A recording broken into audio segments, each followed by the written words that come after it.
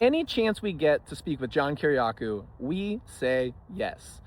We talked to him a little over a year ago, and it was one of our best conversations we had, although we got many comments saying how we were interrupting him. And when I saw it render, we really were. What was unbeknownst to most everybody was that we were having huge technical issues. And so I was hearing him double in my ears. It was hard to understand when there was silence or when he was done talking. And so this time we went to him in person. We didn't want to have any of those issues. And so we went to DC and we got to sit down with him in person. And I think it was one of our best conversations we've ever had. In the last year, he has just gone parabolic in his fame. He was on Tucker Carlson, he was on Danny Jones, Sean Ryan, Joe Rogan, and now he's on the Austin and Matt podcast. So I'm really grateful we get to talk to him. I appreciate his perspective as a DC insider, ex-CIA, whistleblower. He kind of knows how the game is played. I appreciate his gut checks on sort of what's going on. So we get into geopolitics, and we really give him a lot of room to talk in this one.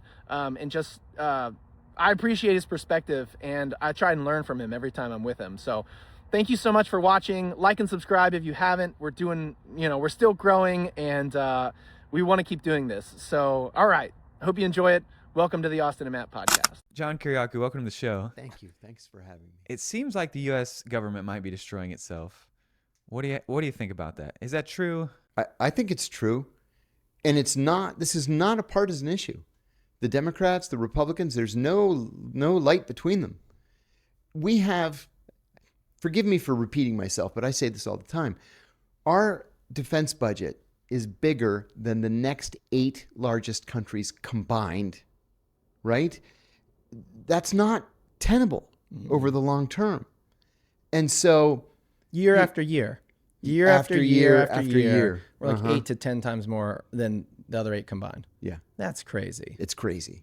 It's crazy. And then we wonder why we have bridges that are falling into the rivers below them, why our airports are shit and embarrassing, why our interstate highways are, pocked with potholes and they're impassable, why our hospitals are all in need of upgrades, because we spend all the money on weapons. And all these other countries have great hospitals, great roads, great bridges. It's because they don't spend as much on military. That's right. We're sitting here not too far from Foggy Bottom, where a lot of the agency headquarters are.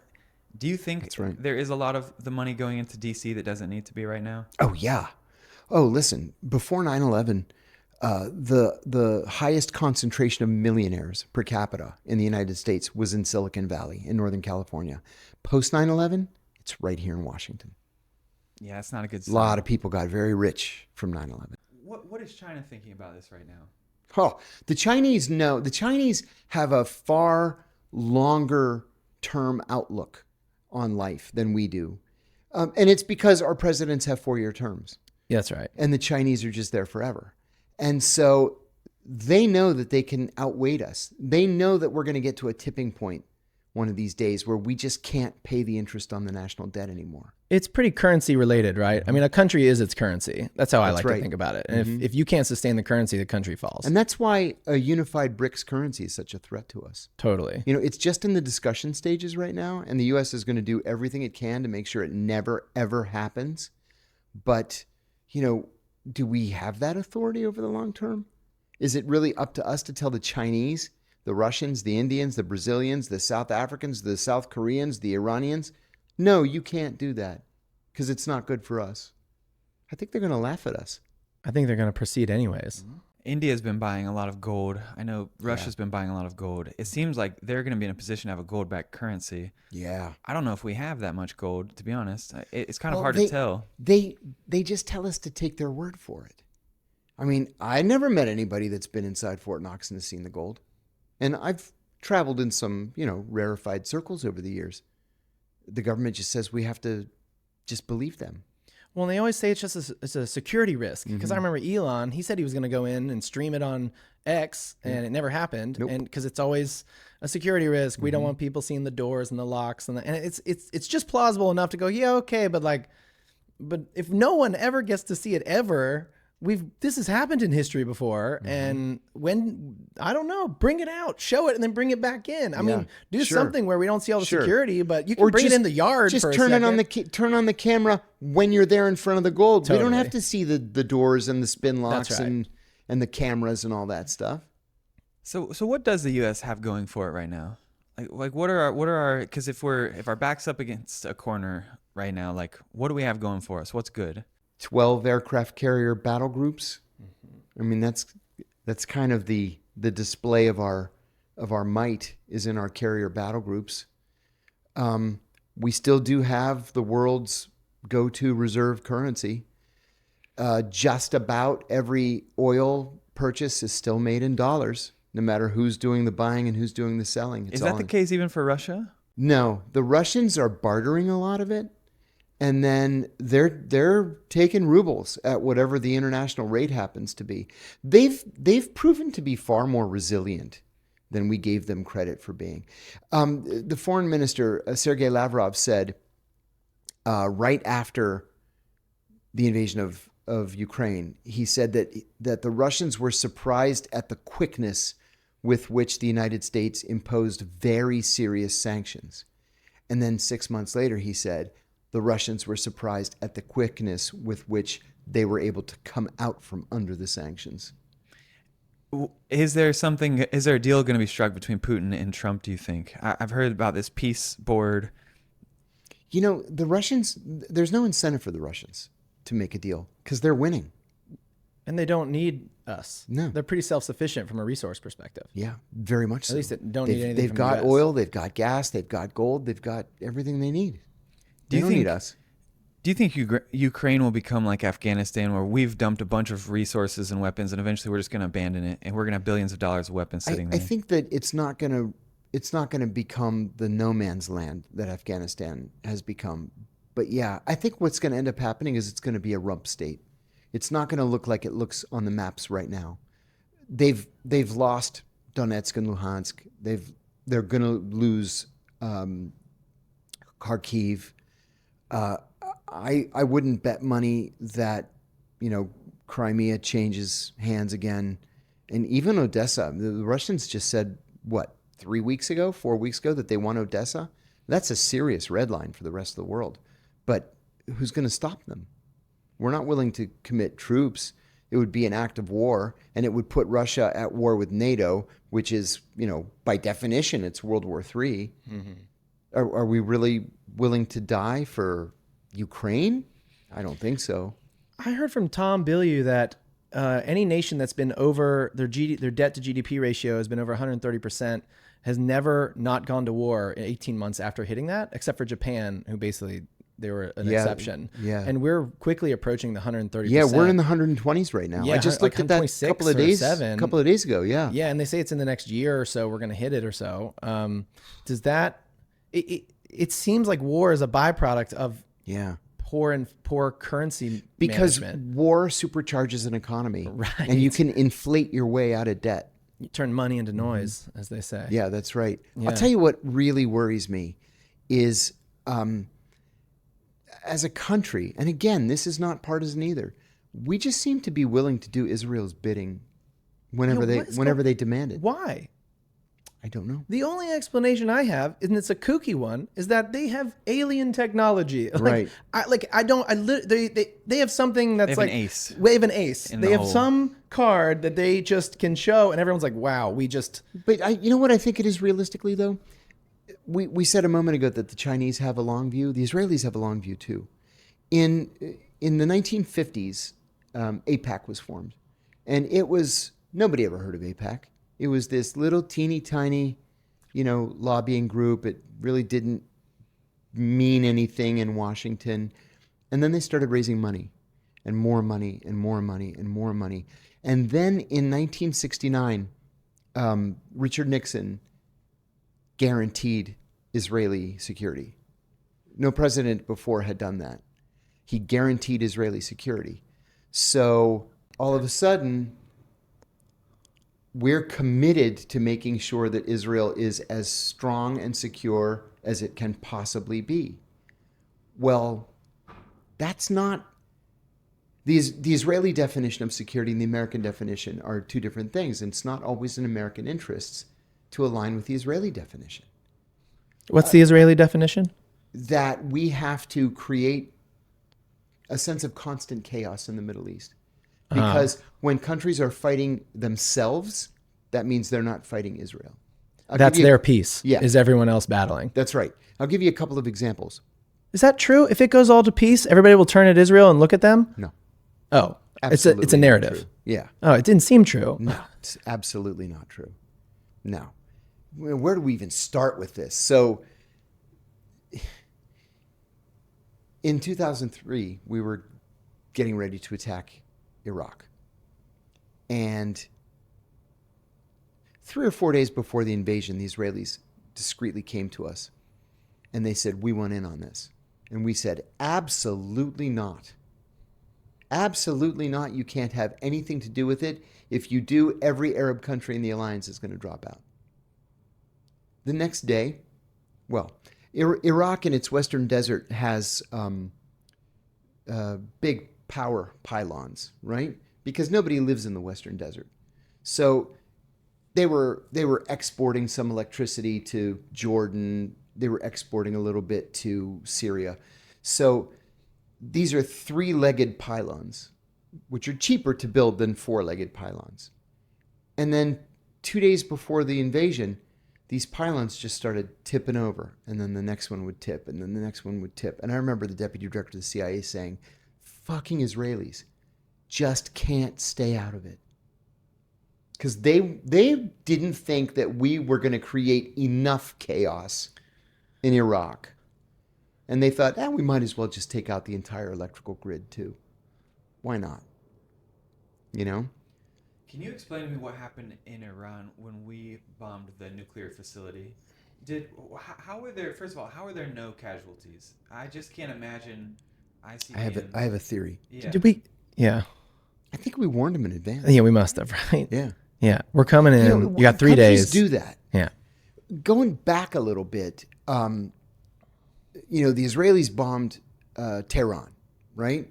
The Israelis have a very, very sophisticated program to take out military leadership and nuclear scientists. They've killed everybody. They took out literally the entire military leadership. The 12 top generals, every one of them's dead. And they did that by targeting their cell phones. What they did, there are 2 million Afghan refugees in Iran. But because they're refugees and they're not documented, they can't get any benefits, including food, medical care, housing. So they're literally just living in the streets. So the Israelis discreetly went in and said, listen, we'll give you $100 a month if you tell us what time the general leaves that apartment every morning and which way he's going. And so you just recruit all of these homeless, destitute refugees, give them $100 or $50. At least they'll be able to eat for the month. And then you're collecting volumes of intelligence. And so they took out the entire military leadership. The Iranians realized what was happening, and so they forbade all general officers from carrying cell phones, right? The Israelis went in with a second wave and killed the next wave of generals. How did they do that? It never occurred to the Iranians to tell the generals' bodyguards that they can't carry cell phones. Of course. And so they just targeted the bodyguards' cell phones. It was as easy as that. They kill nuclear scientists in Iran, either by having assassins on the ground, which they do, or with drones, which they also use. And then they kill them when they go around the world to attend seminars or university classes or whatever. You either recruit them or kill them if they refuse the recruitment. So they've beaten the Iranians that way. Then the Iranians, which was my original point, the Iranians, to save face, they just took it on the chin from the Israelis. They're going to have to retaliate. But they don't want the Israelis to use nukes against them. So they tell us, listen, we're going to send like 700 drones. They're slow motion drones, and they don't have missiles on them. They're suicide drones. They just crash into the building, they have explosives, and they blow up. So tell the Israelis we're going to send these drones. So we tell the Israelis the Iranians are going to attack you. They're going to send these drones. The Iranians launch their drones. They're subsonic. So it took them like 6 hours to cross Iraq and Jordan. The Israelis were ready for them. And then they shot all, but I think it was like 11. 11 made it through, or 7 made it through, whatever it was. Maybe it was 7 made it through. That's valuable intelligence. So the Iron Dome isn't so airtight as everybody thinks it is. But anyway, 1 guy got killed in Tel Aviv. 6 people got injured. No big deal. But then the Israelis attacked again. And the Iranians are like, okay, well, now we have to retaliate again because they've attacked us. And they can't look weak to their own people. So they start launching missiles. Now, the Iranians, like the Russians and the Chinese, have supersonic missiles. We don't. Ours are still in the testing phase. So their missiles can break the sound barrier, and they're much, much more difficult to handle. And several got through. So then the Israelis bombed Qatar and killed the chief negotiator for Hamas. Now, Qatar is a major non-NATO ally, right? We are compelled by treaty to defend Qatar. So what do? We're going to bomb Israel? Can't do that. So we give the Israelis a stern talking to, and we make them apologize. And we look like fools for allowing it to happen.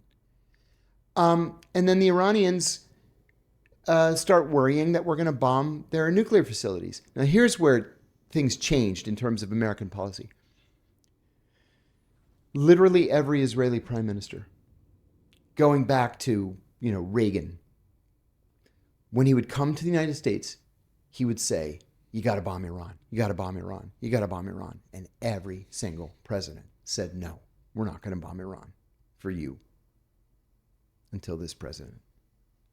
Now, the rumor is that the reason why President Trump decided to bomb Iran is because Netanyahu told him, if you don't, we're going to bomb them, but we're going to use nukes. And so we bombed the Iranians with a bunker buster, a Moab, the mother of all bombs, just so the Israelis wouldn't use nuclear weapons. Holy cow. But the Iranians survived. Iran is a gigantic country. It has 92 million people. And public opinion's not as deeply divided as the Israelis want people to believe. The Israelis, you guys have seen this clown, Reza Pahlavi, on TV, right? The crown prince of Iran. Right. Oh, yeah. Whose wife is carrying on a very public affair with her personal trainer, which is an utter humiliation in Islamic culture. Sure. Totally unacceptable. He's got a 14-year-old. They live here in Potomac, Maryland. And the guy hasn't been in Iran since he was like 16 or 17 years old. They stole everything they could steal and get it on these planes. And he's just lived fat and happy in Maryland ever since. And what, now he's supposed to go back to Iran to crown himself king like his father did? Place the crown on his own head like Napoleon? So if you are an Iranian millionaire in Beverly Hills, yeah, he's your guy. That's where his support comes from.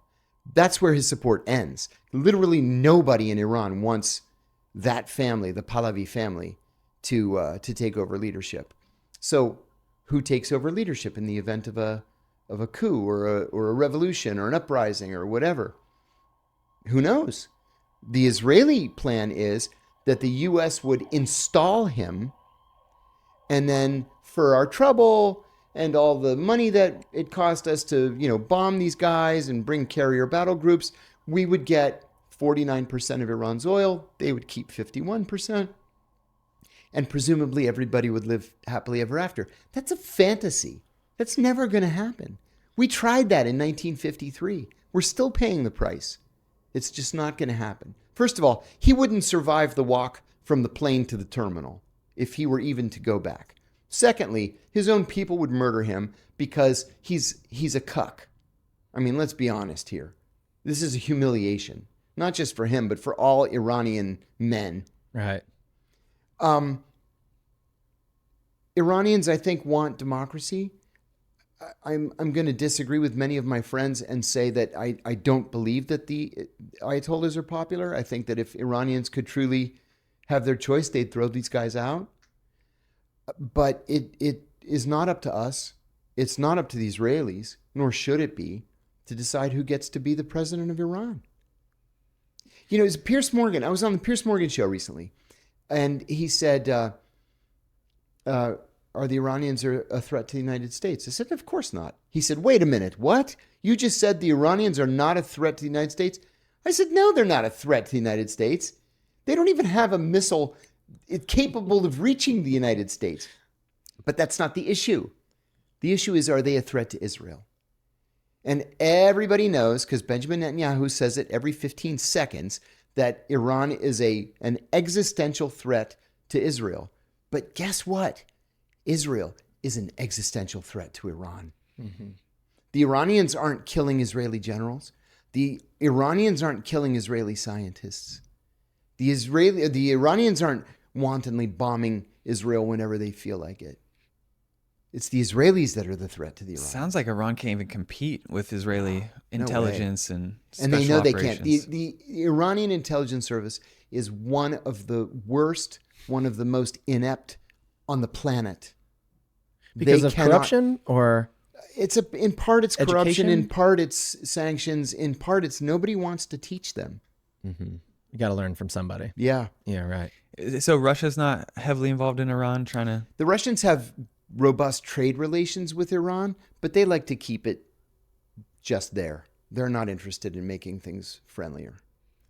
It feels like while Russia's distracted with Ukraine, Trump is trying to take advantage to sort of secure this hemisphere and taking out any Russian allies. Isn't that interesting? Doesn't it seem like Venezuela?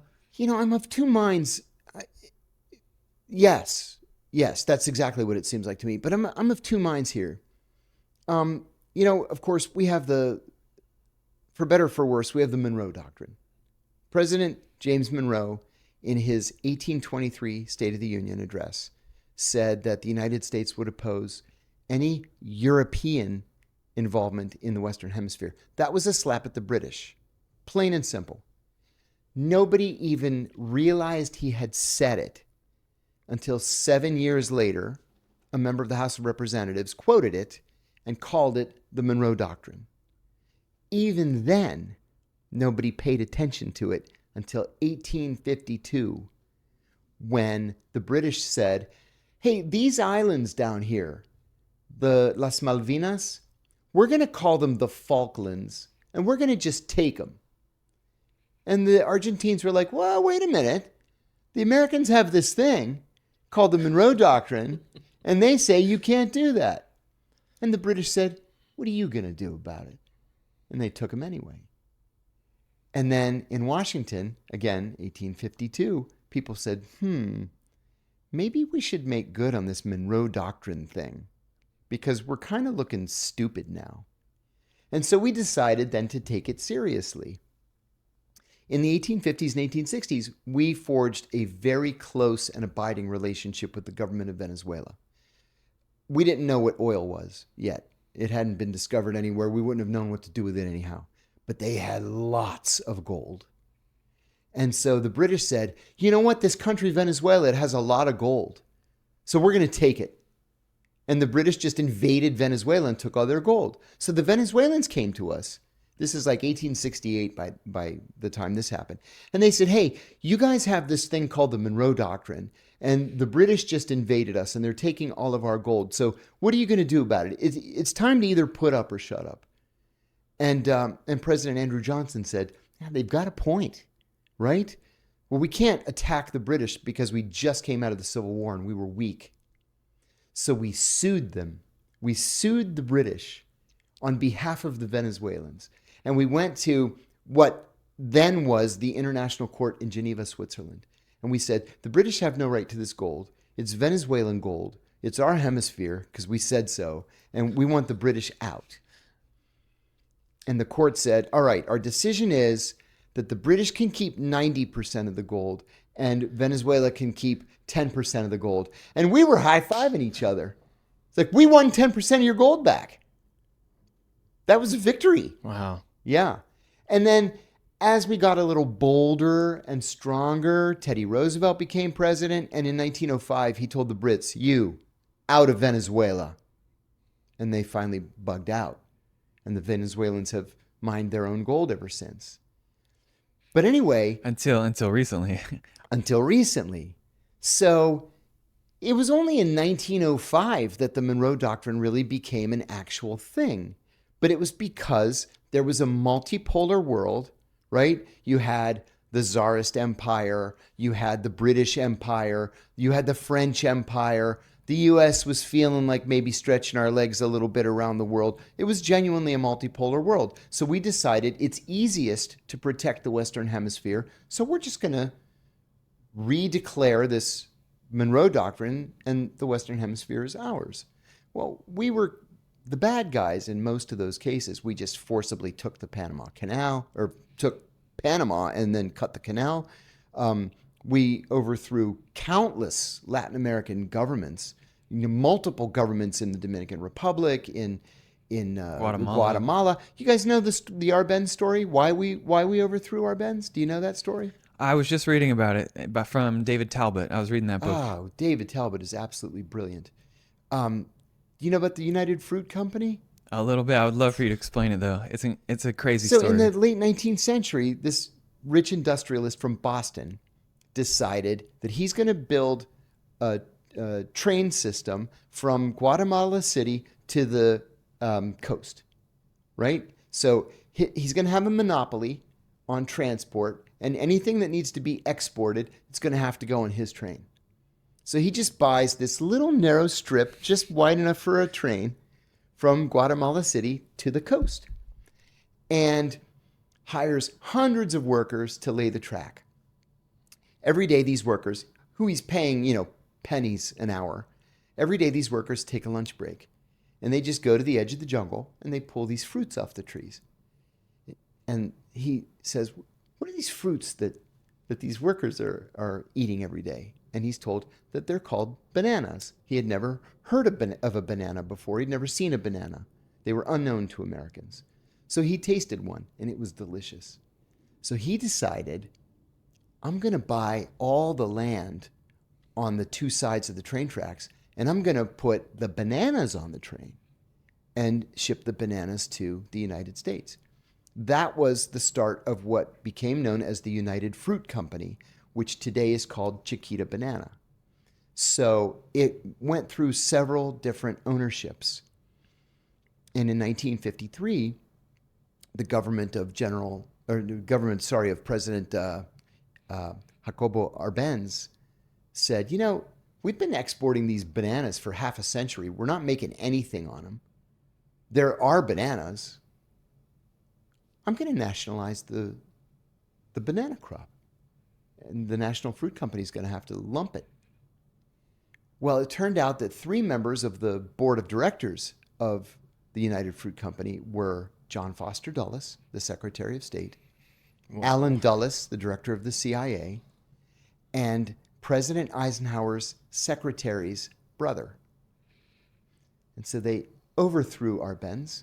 They installed a military dictatorship that brutalized the Guatemalan people for the next half a century. And Chiquita Banana still owns the bananas. Can we talk about the Dulles brothers for a moment? Yeah, monsters, both of them. Were they still idolized when you entered the CIA? Like, was John Foster Dulles and especially Allen Dulles? I heard that Allen had made a bust of his head that you'd see when you'd walk into the CIA headquarters. Yeah, that's true. Was he still spoke of just very highly? No. I actually asked that when I first started working at the CIA. I asked about him, and I asked about James Angleton. Like, I was really curious what people thought about those guys. Dulles was just kind of forgotten. It was so long ago, right? He ended his tenure January of 1961. Everybody's dead and gone from those days. And Angleton, I did meet a couple of old timers who crossed paths with Angleton, and they said that everybody feared Angleton. You know, they respected Dulles because, you know, we were kicking asses and taking names all around the world, which was a cool thing from 1952 to 1960 for a lot of people. You know, we were confronting the Soviets, and the British Empire had been destroyed because World War II was so expensive, and they couldn't maintain India, and it broke into Pakistan, and then later Bangladesh, and all of a sudden we were the big guys on the block. But Angleton, people were genuinely afraid of. My first boss at the agency told me that he had actually started at the agency in what was called the Graduate Fellowship Program. So they would take, you know, high-performing grad students, give them a secret security clearance, not a top secret, and then they would, you know, make copies and get coffee and, you know, go to briefings and whatever. So he ended up being a senior intelligence service level 4 assistant secretary of defense when he finally retired. But he said when he was, you know, 22, 23 years old, he got his first grad fellowship, and it was in Angleton's office. I said, no way. He said, seriously, I worked for James Angleton. Dang. And he said on his first day, the secretary gave him a tour of the office. It was the Counterintelligence Center. And he said when you first walked in, there was this wall of file folders. When I first got started, we weren't computerized yet. I still can't believe I'm that old already, but we had IBM Selectric 3 typewriters on our desks and these giant boxes with little green screens called Delta Datas. And we were just entering the computer age. So it was all paper when he started. And he said that the secretary told him, every once in a while, you may find yourself alone in the office. Whatever you do, don't look in those files. And I laughed when he said it. He goes, I know. So what's the first thing I do? He said, I ran to the files. As soon as like everybody's out at some going away party or whatever, I ran to the files. He said every single one of those files was on an American citizen. No way. Oh my gosh. Every one of them. And Angleton was supposed to be on the European theater, wasn't it? I forget where Angleton exactly was, but I thought he was the director of European affairs for the CIA. Almost his whole career was spent on counterintelligence. But just to make it worse, he was Kim Philby's best man. Yes. And Kim Philby was his best man. And, you know, Angleton was obsessed with moles. He thought everybody at the CIA was potentially a Soviet mole. And in fact, it was Philby that was the mole, his best friend. Yeah, Philby was a famous spy for the Soviets. Angleton never got over that. Philby was the number 2 or number 3 in MI6, the British intelligence service. He had been recruited by the KGB when he was in college, and he was directed to join MI6. He didn't realize he's going to end up being the deputy director of MI6. So when word leaked out that he was one of the 3, Meredith, I forget the other guy's name. There was a 4th who came clean later, like in the 80s. But anyway, when people started pointing the finger and saying, the mole has to be Philby, and then others were like, it's not possible for somebody that senior, you know, who meets with the Queen, for him to be the mole. But there was enough circumstantial evidence that they removed him from his position and they sent him to Beirut. And then another mole tipped off the KGB that the Brits were going to arrest him. He went to the British ambassador's Christmas party in Beirut at the ambassador's residence. He got a message triggering a meeting with his handler.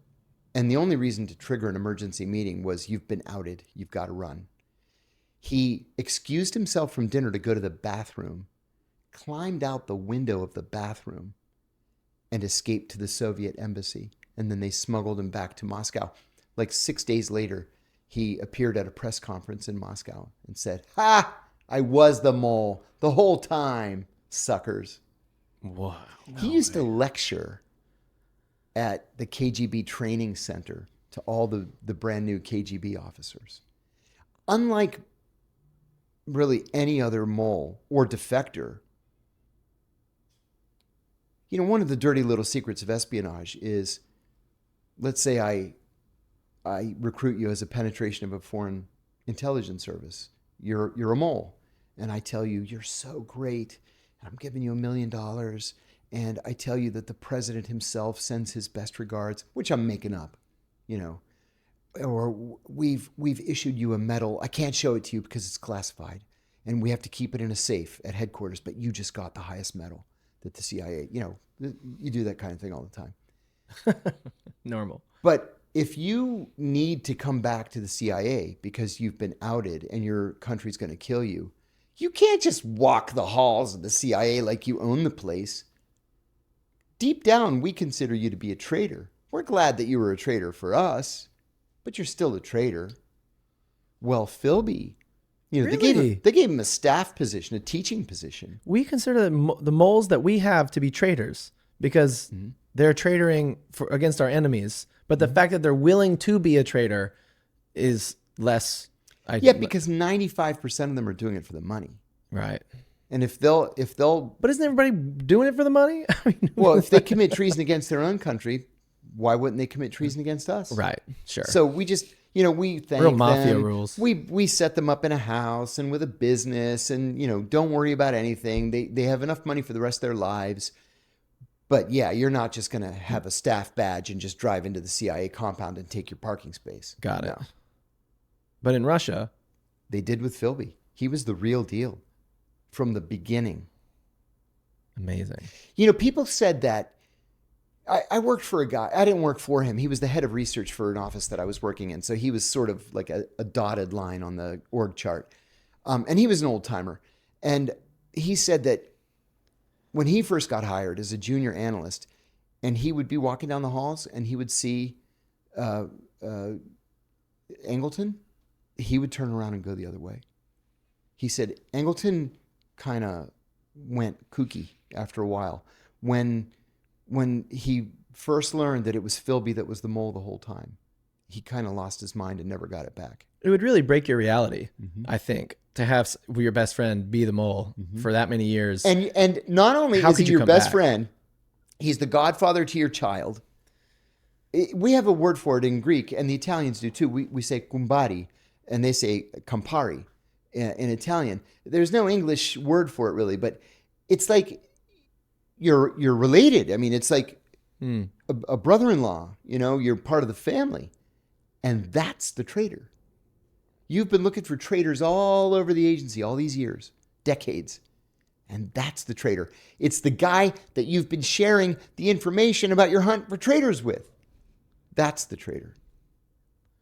I think that would drive any man a little bit. It would dishevel you to a point where it'd be hard to ever get your feet underneath you. Yeah, and you know that people are saying behind your back, what kind of judgment does this guy have? Totally. Everything calls into question. But he knew he had been doing some filthy stuff. Angleton didn't. I think on his deathbed he said, Yeah. like, "I'll see my boys back in hell." Yeah, he knew. did. And he was a bad guy. Yeah. Angleton was a bad guy. Well, if we roll back the clock a little bit more, it seems to me that the CIA was actually more on the side of sort of Nazi money.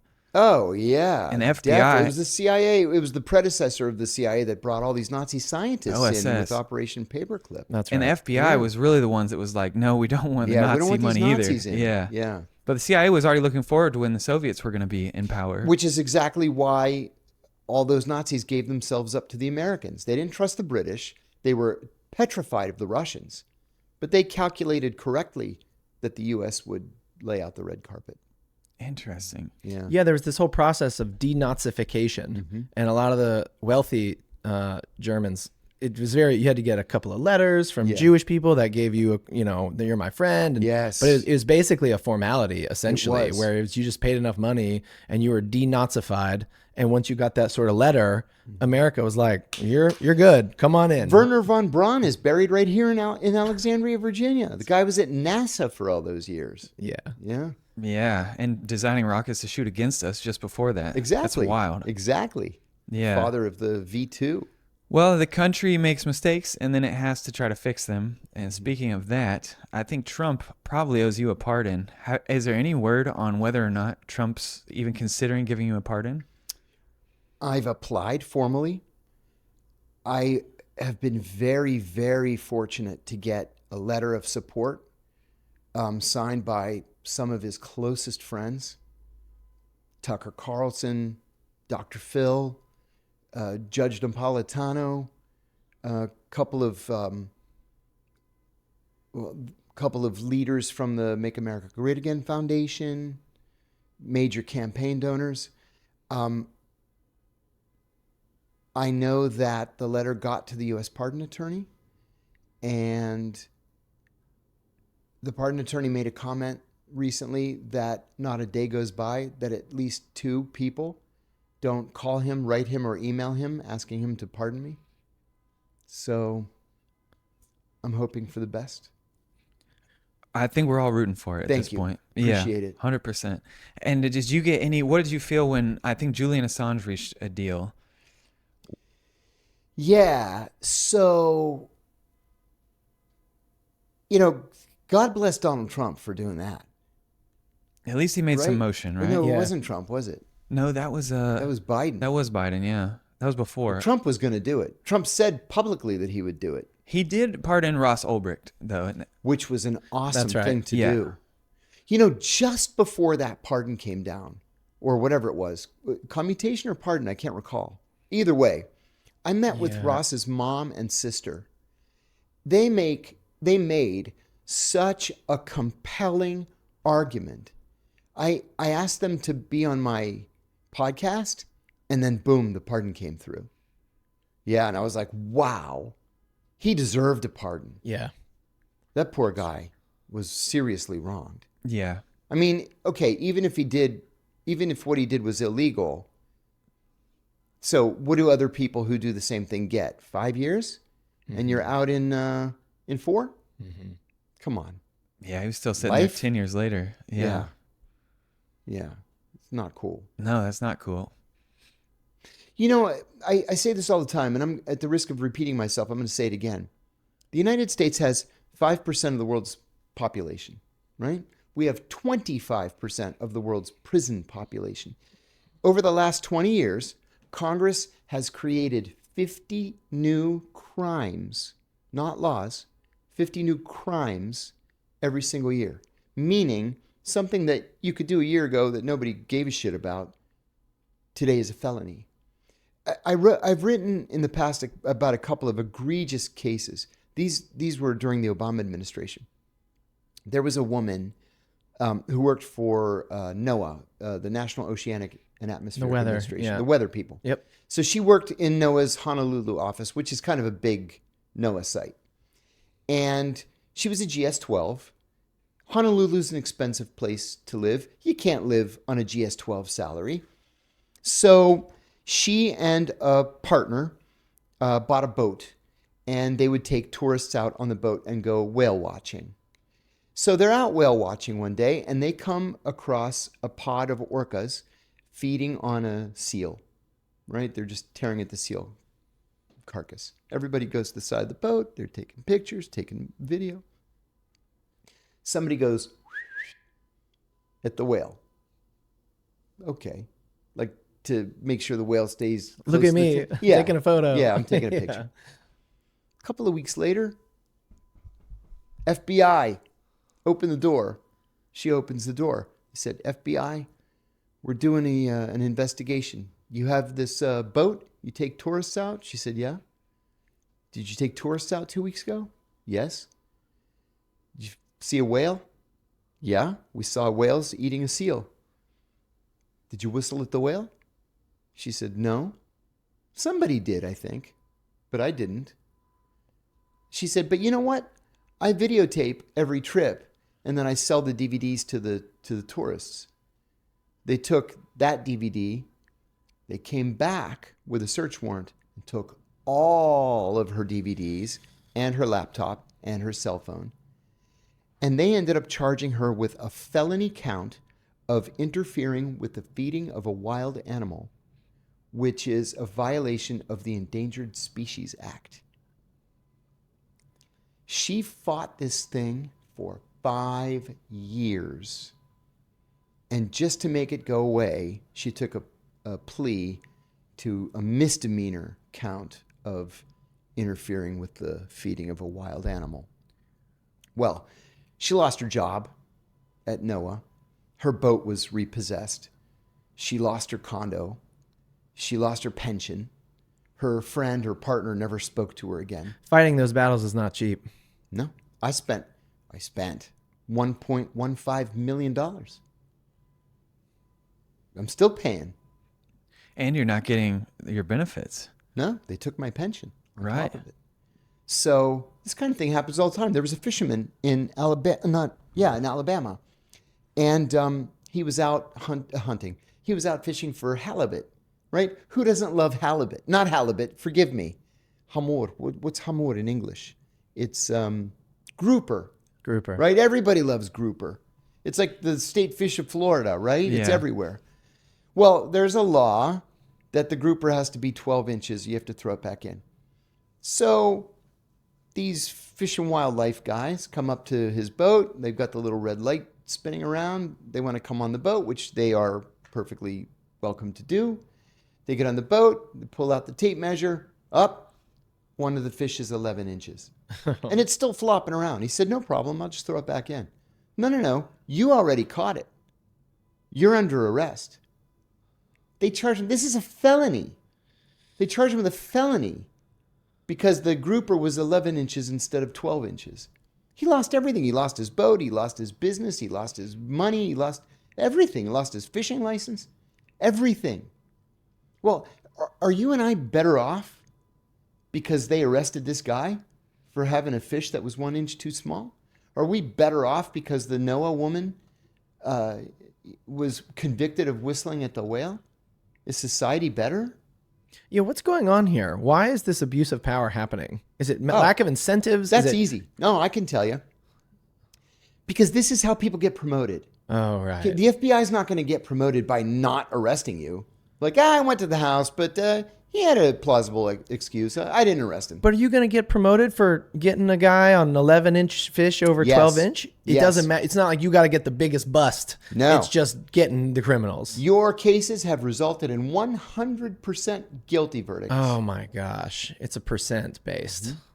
Because, listen, I can tell you from firsthand experience, every assistant U.S. attorney sees himself or herself eventually running for Congress, running for governor, being the U.S. attorney, being in some A-list law firm's corner office, making $6 million a year. Climbing the ranks. And they're going to do it on your back. Through kingdom building. That's right. That's exactly what it is. It's kingdom building. Yes. It's bloated. It feels like every organism needs to have a defense system. Like we have our immune Yes. system, but once the immune system becomes too big, it's cancerous. It kills you. You're exactly right. I heard a statistic that the completely. FBI has 250,000 paid civilian informants throughout the country. I don't know if that's That real, is but scandalous. that's a report I saw that allegedly was from the FBI itself. You know, there are famous, now declassified reports of the FBI infiltrating anti-Vietnam War protest groups to the point where, 6 guys would show up for one of these meetings and all 6 of them were FBI agents, not knowing that all the others were FBI agents. And they're all ratting each other out in their reports. I mean, does every country have this problem? Does China have the same problem? China may. China might. It's possible. Who do you think, if anyone has moles in the U.S., which country would you guess is doing China. the best job right now? China, Israel, Russia are the 3 big ones. Yes. Okay. What are they here for? Secrets, education. Almost entirely defense secrets. The Russians have that longer term view. Again, they have this thing called the illegals program, also called the sleeper program, where they'll take you at the age of 12 and they'll send you to this camp and you're going to watch American TV shows and American movies and learn to speak American accented English so that nobody can tell that you're Russian. And what they do, it's harder today, but what they used to do is they'll find in the Social Security records somebody born the same year as you, but who died as an infant. and then they'll apply for a social security card in that name, which is now your new name.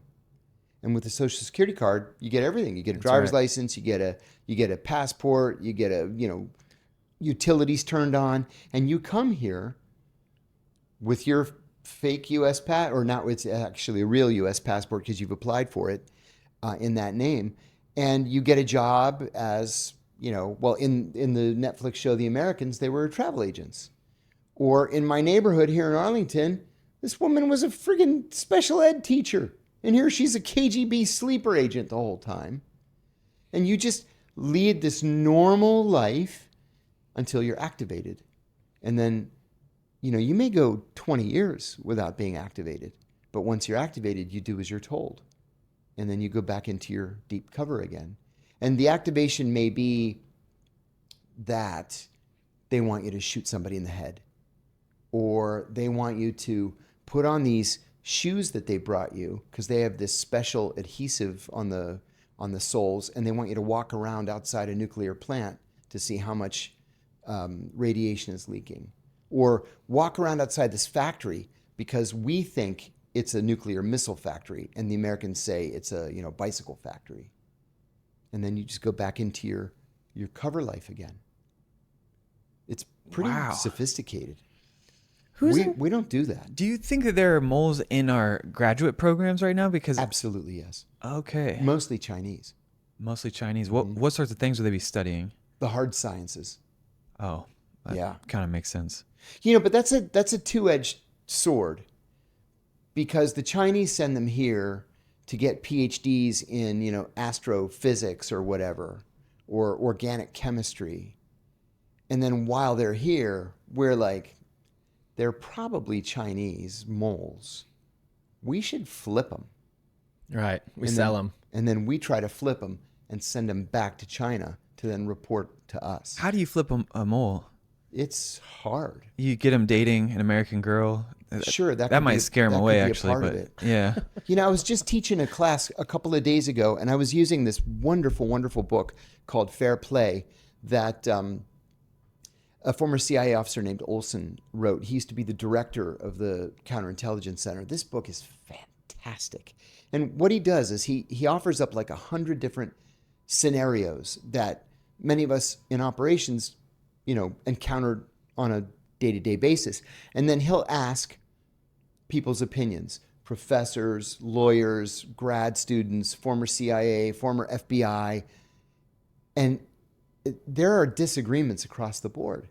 Like, what do you do? So one of the questions was, there's a Russian PhD candidate in the United States. The FBI believes that he's a sleeper agent.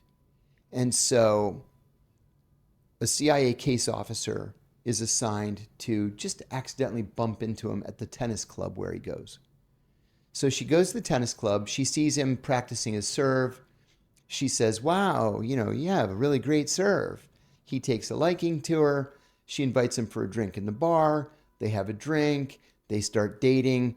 It's clear to her that his interest is romantic, and she's holding him off. So she assesses that he is weak personally. He's very lonely. He may have a drinking problem, but he would be very valuable to us as a double agent to double him back against the Russians. And she tells her boss, I'm willing to have sex with him. Do you allow her to? And everybody was like, yes, yes, yes, yes, yes, yes. And then Olson writes the actual right answer, which is absolutely not. Right. You don't let her have sex with him. No. I mean, you got to draw the line somewhere, right? Right. That's incredible. Yeah. Do you have to draw the line somewhere? I think in a real fight, rules kind of go out the window. Sometimes. I worked with a woman who had been a case officer in Latin America, and she recruited this guy and immediately started sleeping with him. And then she came clean to her boss, and he's like, you're out. Yeah. So for a while, they switched her from ops to analysis, which is a real smack across the face. She married the guy. And then after the investigation was done, they threw her out. You know, this is pretty common, though. I mean, I know America did this to the British when we were breaking away from them. I mean, we needed the cotton gin and water mills and trains. And I mean, the British had technology that we wanted, and we would also send moles over to England to try and steal the plants, work at the factory, work at whatever was going on to bring that industry back to America. That's right. So this is not something that's like specific to any nation. Listen. It's Sun Tzu, Art of War. I mean, it's if your opponent's more powerful, this is the way to go get stuff from them. Espionage is specifically mentioned in the Bible on multiple occasions. Right. Yeah, it's been around a long time. Well, they say it's the second oldest profession. Oh. Yeah. They do. I mean, they've always said that. It's a superset of the oldest profession. Yes, basically. Yeah. Yeah. Last time we chatted with you, you said that there was actually a ground game going on in Africa. You said that there were U.S. Do you have? We're losing. What's going on? The Chinese are just throwing money at everybody. Against us? Or no, not against us. They don't even need to. Oh. Like that Onion headline said. Got it. The Chinese are perfectly happy to sit back and watch us destroy ourselves. And we're burning. Yeah. So a Congolese diplomat said to me one time, you know, you promise us democracy. The Chinese promise us food. Which one are they going to take? Ooh. So, you know, the Chinese have this Belt and Road Initiative. It's been going on for decades already. It was a big deal when I was in Pakistan 24 years ago. They spend so little on defense relative to their population and compared to what we spend that they're just swimming in money. Their economy is robust. They've got some real estate problems now, but their economy is generally robust, especially manufacturing, swimming in money. And so they just go to every country in Africa and say, what do you need? You need roads? Done. You need a port? You need an airport? You need hospitals? You need schools? Not a problem. Just sign this 99-year lease on your rare earth metals. And they say, fine. And then the Chinese build all this stuff. The Chinese are all over Africa and now making inroads into South America because they can provide whatever these countries want. And then we tell the same countries, we've got some old F-16s that are sitting in mothballs over here. We're going to give you 2 of them. Wow. Yeah. What do you think of that? And they're like, come on. The Chinese are already, they beat you to it. Yeah, they're building libraries and beautiful things. Exactly.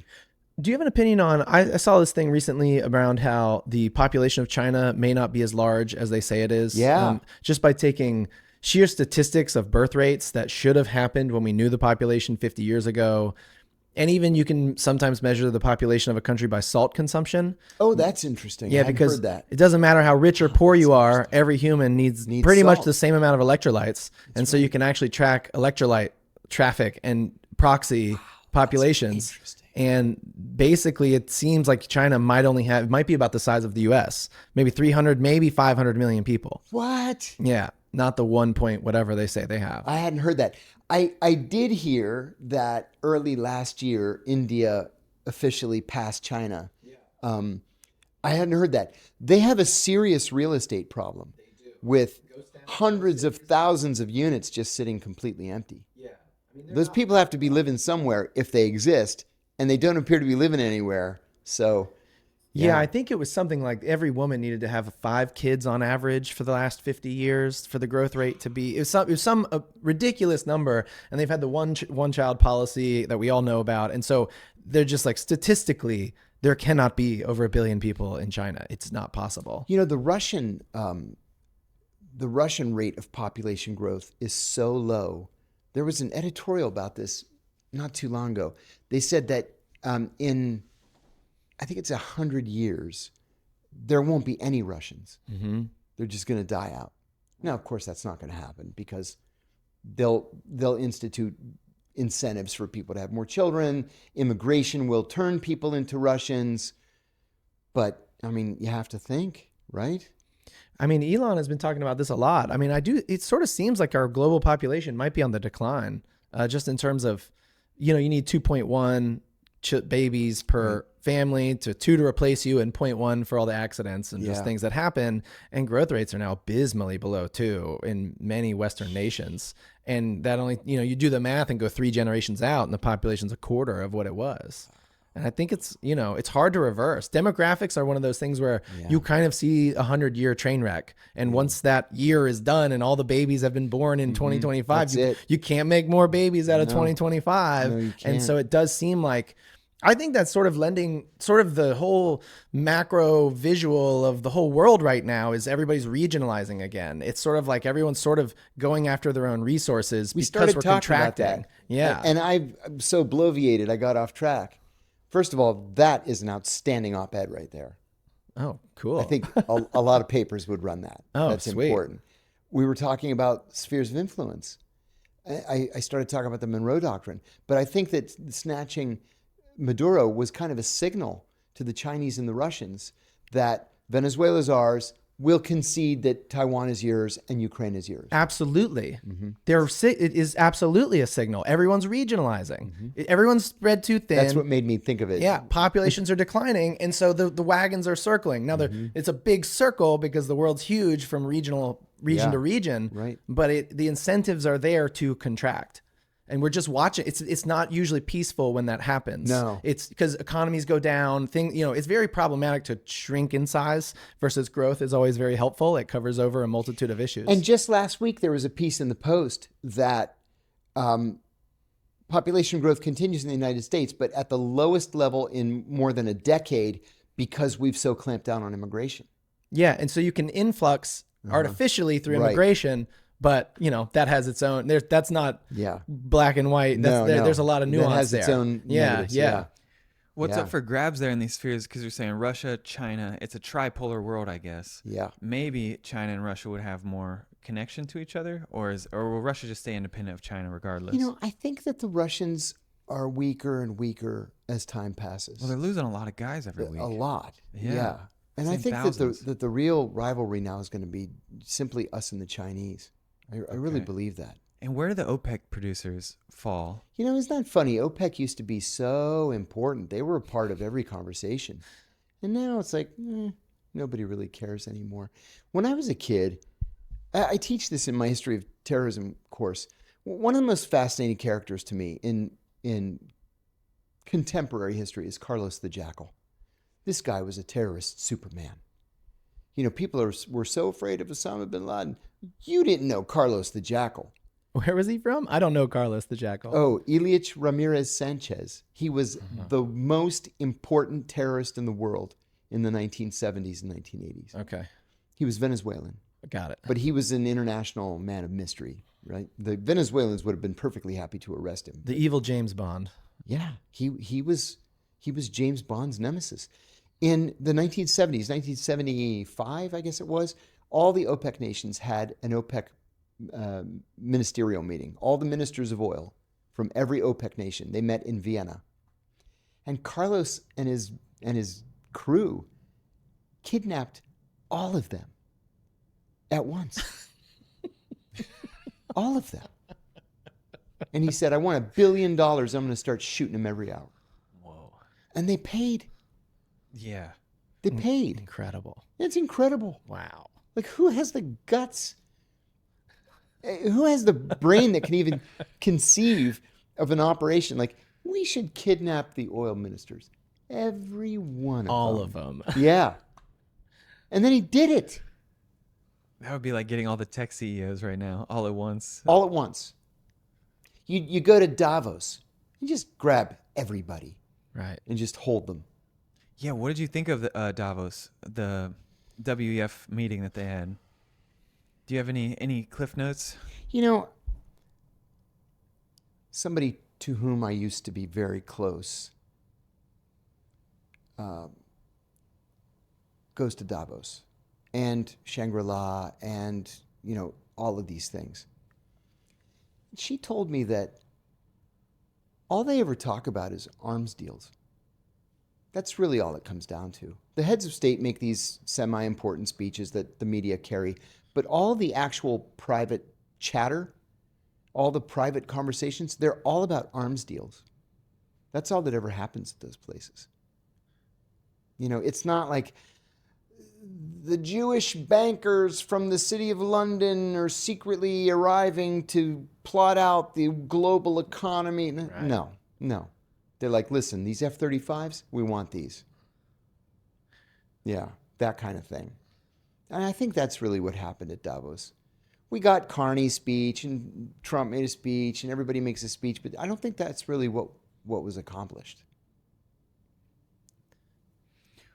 How did you feel after Venezuela when they captured Maduro and Trump was standing on the stage, and then I forget, it was one of the generals that stepped up and he basically looked at the camera and said, "We've been practicing. We can do this anytime, anywhere, whenever we want." That's absolutely true. We're sort of trying to re-solidify ourselves as Yes. the bullies, aren't we? Because violence is our business, I guess. Yeah, you know, I'm a little embarrassed to say it, but this is the country we've given ourselves. We made a national conscious decision that this was who we were going to be. Yeah, I've heard it Yeah. said that populist presidents are summoned. They're not, the people summon the populist president. I think that's a great way to look at it. Yeah, it's not that he's doing anything that is, the people want this. There's a reason. Donald Trump didn't come down from the sky. No, We chose him. that's right. And this is another thing. Oh man, we were just making, friends of mine and I last night at dinner, we were making fun of this hapless woman from Indianapolis, as a matter of fact. She and her husband had this successful steakhouse, right? And he came here 35 years ago without papers. He's illegal this whole time, but he married this woman, never filed his paperwork. They opened this restaurant. It's very successful. They have plenty of money. Trump is elected. They grab him, send him to an ICE prison, send him back to Mexico. And she voted for Trump. And she's crying on the local news. And he said he was only going to take the bad hombres. Okay, the point I want to make is Donald Trump, at every step of the way, has told us exactly what he intended to do. And the Democrats always underestimate him. He's far brighter than the Democrats think he is. And he's not like pulling a fast one on anybody. He tells us exactly what he intends to do. And then we're shocked when he does it. I think that's what the populace was so surprised about him in, is just how honest he was. Yeah. Because I think that the narrative for 20 years has been that, you know, politicians smile at you and say things, and then they do arms deals behind you. You know, they go to Davos and they talk That's about right. peace, and then they go do arms deals. And eventually, if you just think that's going on, and then you get a guy, you know, whether you like his message or not, but he says what he's going to do and he does that, and he seems honest, it's hard to, it's appealing in that way, Yes. at least, regardless of the message. Yes. This is a guy who's not lying, at least. And that something about that feels like, I have agency now because I can, you know, I'm not being I fooled. think you've hit it on the head. And, you know, 2028 is right around the corner. And I don't think that the Democrats have been able to do anything to discredit populism. Right. They just haven't. They seem more disorganized. Oh, in a I lot think of they're ways. in chaos. Does it seem? It seems like Gavin is probably going to be their best bet in Probably. the upcoming election. Okay, But, you know, coming from a state like California, he's going to be very easy to attack. Totally. Yeah, I go to California a lot, and I never get over the shock of $5.50 a gallon gasoline. I won't do it. I can't imagine living there, and taxes are so insanely high. Yeah, I mean, it's, you know, you have all the tech guys moving from California to Texas. And Texas is a free state, so there's no state right. income tax. That's And right. California's what, 13%? Yeah, So it's outrageous. you can move and you get a 13% raise Yeah. just for moving. I mean, a lot of people, that's free housing. Yeah, that's right. That's pretty appealing. exactly right. Depending on how much money you make, Yeah. I mean, you can make any amount of money. An extra free 13% is pretty interesting. but he started texting in all caps, and he uses his hands a lot now when he talks. I don't know if you've seen Gavin in recent interviews. Oh, He no. just moves his hands. It's like Oh, he's no. trying to become a Trump. Listen, anybody. I'll tell you the reason why I hate Gavin Newsom, and to the point where I would never vote for him. You know, he was this golden boy for a long time. He was he was a member of the city council of San Francisco, and then he became the chairman of the city council. Then he was mayor of San Francisco, and then he was lieutenant governor, and then he was governor. Well, when he was running for governor, he was running for lieutenant governor. He asked his best friend, who was his campaign manager, to stand in for him because there were so many campaign events. You know, it's a big state, a lot of people. You can't go to every single campaign event. So his best friend, who was his chief of staff and campaign manager, is going and representing him. All the while, Newsom's banging the guy's wife. Right. And then they got caught. And he's like, sorry, I apologize to the people of California. People of California, apologize to your best friend. You've betrayed a friendship. You can't get past something like that. Mm-hmm. If he thinks that little of his best friend and is willing to betray that kind of a friendship, what's he going to do to you and me? Mm-hmm. What's he going to do to the country? Listen, if his own wife can't trust him, well, how's the country supposed to trust him? I don't trust him. That's a hard one to overcome when Yeah. somebody says that on a stage about you over and over and over. Yeah, exactly. If you had to predict who will be the two candidates in the next presidential election, who do you think they're aiming for? A lot of my friends disagree with me. I think Newsom for the Democrats. I think he's going to be just flush with money. And you know, this Democratic policy of superdelegates, the fix is in from the beginning. Mm-hmm. Whoever the cigar-smoking backroom bosses at the DNC decide is going to be the nominee, that's going to be the nominee. The Republicans don't have superdelegates. Almost all of my friends think it's going to be J.D. Vance, and I don't. I think it's going to be Marco Rubio. Yeah. J.D. Vance is very young. It's deceiving, actually. He's got the gray beard, but he's very young. Mm-hmm. He's like 41? Yeah. 2? He's got 35 years that he could still be running for president.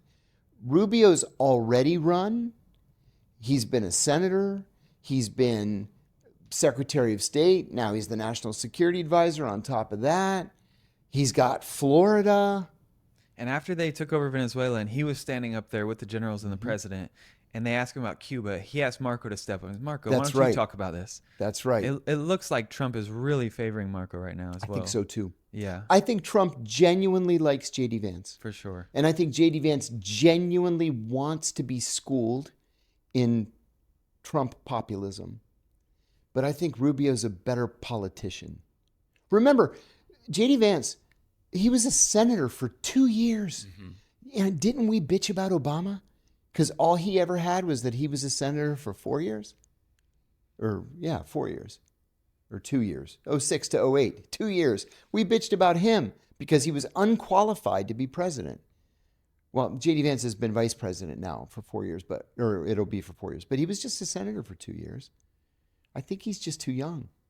Makes sense. Yeah, and you hold him back for later. Mm-hmm. He can go for a different election. I think he has a very bright future. I really do. Tell you the truth, I think his wife is actually at least as qualified as he is. I don't know much about his wife. Yeah, Usha. She's very, very smart. Very smart. Top universities, made millions in investment banking. Mm-hmm. What do you think's happening with? What do you think Trump's going to do around Alex Preddy and all the ICE things going on? Well, this afternoon, DOJ announced a special investigation into into civil rights violations. Oh, civil rights violation at the federal level is akin to a murder charge. Whoa! Mm-hmm. They just did that this afternoon. Yeah, 3-4 hours ago. Oh man, we were setting up. I didn't see that. Yeah. Okay. So that's a positive response. Yeah. So many Republican, especially senators, pushed back saying, okay, we've crossed a line here. You got to do something. The White House leaked yesterday that the 2 guys who fired the shots had been suspended on Saturday. They just never announced it. And then this afternoon they said they've asked a prosecutor to look into it. Okay. Yeah, good. That's great. Yeah, that is good. Yeah, I think that it's hard to see what's going on internally, and it just seems like a little bit of an abuse of power. Yeah. And how do you rein that in? Yeah. And how do you, if you don't, does that mean you You're okay with it? When it Is feels like the president's sending troops into your city, it feels like it's turned into a banana Yeah. republic. And a lot of very smart people have begun making comparisons to the summer of '68. And that's not something you want to be compared to. No. Uh-uh. No. No. Dang. Mm-hmm. Well, John, what sort of advice do you have for Americans right now going forward? I think all Americans should be involved in the political process. I really do. Do you still have hope in the political process? Yeah. Saying that. Crazy as it sounds. You have do. optimism. Yeah. I'm optimistic.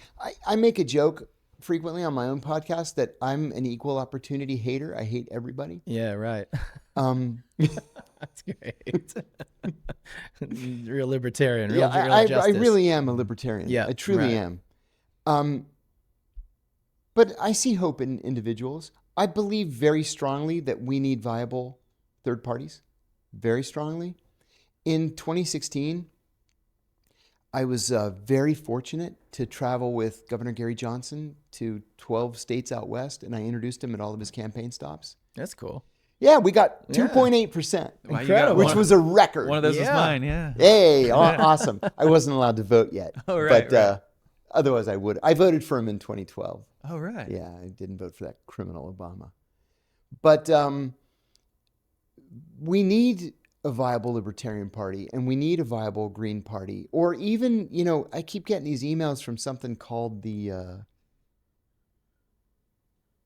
it's not the Reform Party, it's the... I'm not sure. I don't even... I just Yeah. delete them. But it's supposed to be this They're real effective. Really in getting those through emails. it, yeah. this middle of the road party. Oh yeah, I've You know seen what I'm something talking about them. about? Yeah, yeah. I forget what they call themselves. But one of the lessons that I learned with the libertarians, I'll tell you a funny story first. I was invited to the Libertarian Christmas party, Christmas of 2016. So being libertarians, it wasn't held until the end of January, of course, because nobody can get their act together. And that's why we don't have a third party. This is like January 23rd. I'm going to the Christmas party. It was over here in Alexandria. And we all had, hello, my name is, name tags on. So this guy looks at my name tag and he goes, John Kiriakou, I've been looking all over for you. And I look at his, and he's the head of the Virginia Libertarian Party. I said, oh, yeah, I've heard of you. Nice to meet you. We were CC'd on a couple of emails together. Nice to meet you. And he goes, I want to ask you, would you run for governor of Virginia? And I said, absolutely not. Wow. And he said, not? Why not? I said, listen, I like you guys a lot. I really do. And I believe in the Libertarian Party. But first of all, nobody has his act together. This party's a month overdue. This party is January 23rd. Yeah. And I said, I know that you guys mean well, but I know it's going to happen. I'll register to run as a libertarian. You guys are going to all forget all about me. I'm going to be completely out of pocket. I'm going to go broke. And then I'm going to get 1% and I'm going to humiliate myself. I said, no thanks. Well, he said, well, oh, okay, I get it. Because it was true. All of it was true. So when we were traveling around the West, we went to like Alaska, Washington, Oregon, Utah. We went all over the place. It was so much fun. We bought this beaten up old Winnebago for like $36,000. Yeah. And except for we flew to Alaska, but everywhere else we just drove all over the place. So one of the things I learned was that the Libertarian Party doesn't have a major donor. Right? There was this one guy that they only referred to as the canned tomato king of California. I don't know who that is. He's a libertarian, and he gave them $40,000, which was a lot by libertarian standards, and they used it to buy the Winnebago. The entire Libertarian Party is equal to the value of one Winnebago, One in the Winnebago. United States. It was That's where we're lovely. at. It was nice. It was a great a little bit beaten Winnebago. up, but the sides, popped out, so you had extra room when you parked. It was okay. The slides. Yeah, the slides. Right. You get all 6 voters in there. Yeah. But, you've got, for both Democrats and Republicans, people giving millions and millions of dollars at a time. The Adelsons would just write checks for millions of dollars. And these Hollywood muckety-mucks, they'll have a dinner at, some producer's house and raise $50 million. and the libertarians can't compete with that. And then the Greens are just, God bless them. They're most of them are lovely people, the ones that I have met, but they're just not serious people. Well, the math doesn't really sustain a third party in our country because we have first past the post and a 50% plus one vote. If you do the math, it's just impossible. You can't win. You have to buddy up with unless you win 8% of the vote and then you get 8% of the representation. Now that is a way to climb into the ranks and get proper. But if you have to win 50% plus one, you have to make a deal with one of the two big parties. And I mean, they've run this in game theory and scenarios in colleges everywhere where you have 10 parties and they just start going. And after 4 elections, it's 2 parties. That's right. It always consolidates. That's exactly to 2 parties. right. In Greece, I follow Greek politics very, very closely. Parties are constantly coming and going. Right. But the winners are always one of 2. Mm-hmm. And the one of them kind of changes its name every once in a while, but it's just these 2. Yeah, and it's in the design of the rules. You have to actually change the rules, I think, to enable third parties to get any. 100 years ago, we had a whole bunch of parties. Yeah, right. We had a viable socialist party. We had the Progressive Party. Yeah, a little farther back, the Whig Party. We had all kinds of different parties, and they were getting people elected to Congress. But one thing that the libertarians just get wrong, and I said this too at the time, as if it were my place to say it. Like, let me tell you guys how you should run your party. Just listen to this. I said, I get these hair on fire emails from you guys. And they're like, oh my God, we just elected a guy to the water board of Milwaukee. And people are like, awesome. Okay. And then you don't run anybody else in any of those other races. And then you run for president. What are you doing? Yeah. Something like 70% of all races at every level are unopposed. So you can run for every water board position, every school board position, half of the state legislative races. You can get a ton of people elected as libertarians if you wanted to. Wow. And I don't think they want to. That's amazing. There's a lot of work involved. It's a lot of work. Yeah. You got to wake up every day and I'll tell you one other story. We were we flew from Anchorage to Juneau. Gary was going to do a speech at the University of Alaska at Juneau. And a guy who had been like the libertarian nominee for vice president from 1992 or 96, I forget. I remember he was a State Farm agent. He was flying up from Texas, and he was going to meet us at the airport. Like his flight from Seattle, he went from Dallas to Seattle, Seattle to Juneau. It was going to arrive at the same time that ours did. So we're supposed to pick him up and take him to the hotel, and then from the hotel to the venue. So we all fly in. It was like 8 of us. We fly in from Anchorage, and we're waiting for him. And Juneau Airport, if you've ever been to Juneau, it's like the size of this room. It's like gate 1 is there, gate 2 is there, there's 3, there's 4. That's the whole airport. It's right here. And there's a Starbucks. That's it.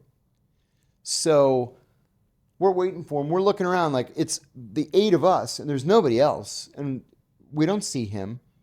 So we page him. I said to one of the interns, do you mind paging this guy? Here's his name. They page him. Please meet your party at gate 1. Nothing. So we page him a second time. Nothing. So we go to the hotel, and we said, did he get past us? And he got to the hotel first, and they said, no, he hasn't checked in yet. So it came time, I said to Gary, we really should go to the venue now. We're going to be late. So we got in our vans, and we drove to the venue. I introduced Gary. He starts speaking, and then the guy shows up. And I said, where have you been? He said, I was waiting for you guys. I said, where? He said, at the airport. I said, didn't you hear us page you? He goes, I heard somebody page me. I figured it's probably NSA tracking my movements. Okay. And I said, and that is why this party will never turn into anything. That's what I said to him. That's all I said to him. I was so angry. That is wild. Yeah. Well, they're paranoid, but it's almost like if you were at the top, you have to be paranoid. These guys are getting sued over everything nowadays. You have to have deep pockets. Yeah, you do. Which kind of makes me wonder, do you think Trump could go for a 3rd term just because he seems to be a guy that can fight off lawsuits constantly? I don't. I think he's just having a blast, just Overwhelming toying the with the Democrats. Yeah. And of course, they lose their minds every time he says something like this. No, I don't think. Yeah, the guy's almost 80 years old now. I mean, what more could he possibly accomplish in life? Right. So, no, I think he's just having fun. Oh, that's good news. Yeah, we don't want to break precedent here. Yeah, no. And the only way you could do it is probably to be in wartime, actually. I don't think you could even do it then. Okay. I really don't. That's great. I think that's probably what a lot of people are nervous about in the back of their minds, but it seems, I agree with you. I don't know why he would. He's getting older. I mean, even just as a human, what do you did a lot. And if he wanted to leave a legacy, he's succeeded. I don't think he had success. I don't think he successfully created a legacy after the first term. Right. I think it was kind of chaotic. But after this one, yeah. I mean, he's got genuine, what should we call them? He's achieved. Mentees. Yeah. The word is slipping my mind right now. It's when Accolades? What did you say? Accolades? No, Kind of successors. Like successors. Yeah. Accolades. Successors. Yeah. He's got people. He's got Genuinely. Dr. Oz up there. Yeah. Yeah. I don't think that he has permanently changed the Republican Party. I think that at its heart, the Republican Party is a neoconservative party, just like the Democrats are a neoliberal party. But otherwise, he gave populism a shot in the arm that we haven't seen since the 30s, really. Do you think it was needed or it was overdone? He's a controversial figure. I don't want to criticize. Yeah, that's fair. Well, John, I think we're up. Our time is about up. It's been a real pleasure chatting with you, man, and meeting you in Pleasure's person.